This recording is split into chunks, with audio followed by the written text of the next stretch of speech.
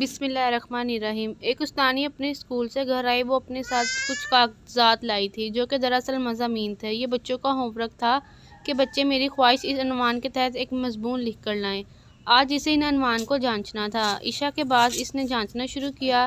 اس کے شوہر قریب ہی اپنے اسمارٹ فون پر اپنا پسندیدہ کھیل کینڈی کرش ساگا کھیلتے ہوئے ٹہل رہے تھے۔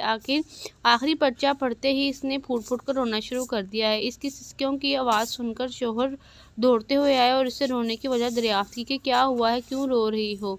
اس نے جواب دیا، کل میں نے بچوں کو میری خواہش اس عنوان پر مضمون لکھنے کا ہوم ورک دیا تھا، وہی جانچ رہی تھی۔ اس آخری مضمون نے مجھے اتنا متاثر کیا کہ میں بے تحاشا رونے لگی۔ اس کا شوہر متجسس ہو گیا۔ اس نے پوچھا، کیا مضمون ہے، میں بھی تو سنوں۔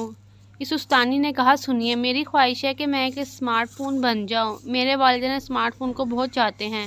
وہ اس کا اتنا خیال رکھتے ہیں کہ مجھے بھی بھول جاتے ہیں۔ جب میرے والد آفس سے تھکے ماندے گھر آتے ہیں تو ان کے پاس اسمارٹ فون کے لیے تو وقت ہوتا ہے، لیکن میرے لیے نہیں۔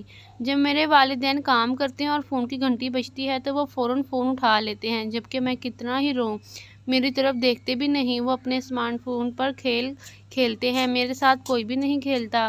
جب وہ فون پر کسی سے بات کرتے ہیں تو میری کوئی بات نہیں سننا چاہتے، میں کتنی ہی اہم بات کیوں نہ کہوں۔ اس لیے میری خواہش ہے کہ میں ایک اسمارٹ فون بنوں۔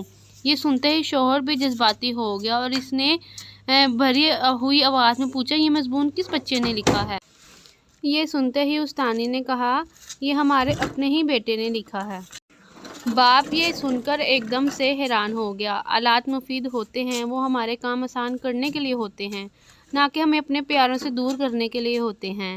آج کل ہم سب نے موبائل فون کو اپنی زندگی بنا لیا ہے۔ بچے اپنے معاشرے میں جیتے ہیں، اس کی ہر چیز کو دیکھتے ہیں، سنتے اور سمجھتے ہیں اور اس کے اثرات قبول کرتے ہیں۔ ہمارے افعال ان کے نازک ذہنوں پر برے اثرات مرتب کرتے ہیں، اس لیے ہمیں ان پر انتہائی توجہ دینا چاہیے کہ ہمارے کسی عمل سے بچوں کے ذہن پر کوئی منفی اثرات نہ پڑیں۔ ہمارا فرض ہے کہ ہم اپنے بچوں کی اچھے سے پرورش کریں اور ان کا خیال رکھیں۔ موبائل فون زندگی کا حصہ ضرور ہے، لیکن ہم بچوں سے قیمتی کچھ بھی نہیں ہے۔ ناظرین، کہانی اچھی لگی ہو تو میرے چینل کو لائک، شیئر اور سبسکرائب کریں تاکہ میری آنے والی ہر ویڈیو آپ تک پہنچ جائے۔ تب تک آپ سب اپنا بہت خیال رکھیے گا اور اسی طرح میری ویڈیوز دیکھتے رہیے گا۔ اللہ حافظ۔ بس آپ سب اپنا بہت خیال رکھیے گا۔